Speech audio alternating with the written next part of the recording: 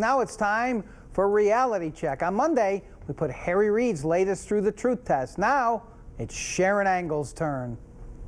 I'm Sharon Engel, and I approve this message. Want to know just how out of touch Harry Reid is? Spending $787 billion on a stimulus that failed is a start. Or Reid voting to give illegal aliens special tax breaks and Social Security benefits is another big clue. But here's the kicker. Reid actually voted to use taxpayer dollars to pay for Viagra for convicted child molesters and sex offenders. What else could you ever need to know about Harry Reid? Well, we've seen and heard just about everything in this race, so no one should be surprised Viagra made its way into the discussion. I'll get to that in a bit. First, the easy stuff. The notion that the stimulus failed is obviously subjective. Reid and others say it saved the U.S. from a depression and from losing even more jobs. But tough to prove that, although many right and left economists agree. But has it failed to deliver in the minds of the American people? Oh, absolutely.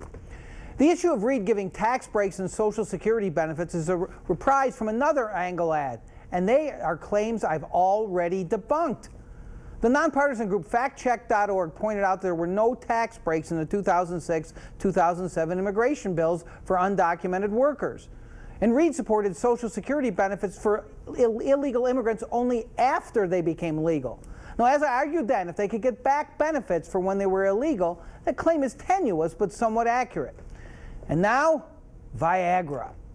Did Reid vote to use taxpayers' dollars to pay for Viagra for convicted child molesters and sex offenders?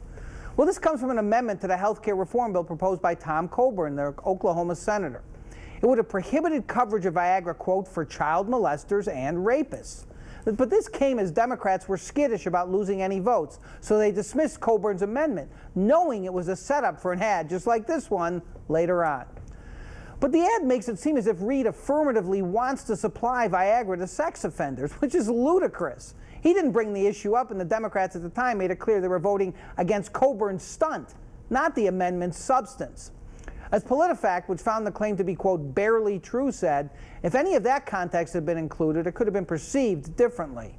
Ah, the limits and benefits of 30 seconds. So much of this ad is either false or hardly true. So in most classes, that gets a D.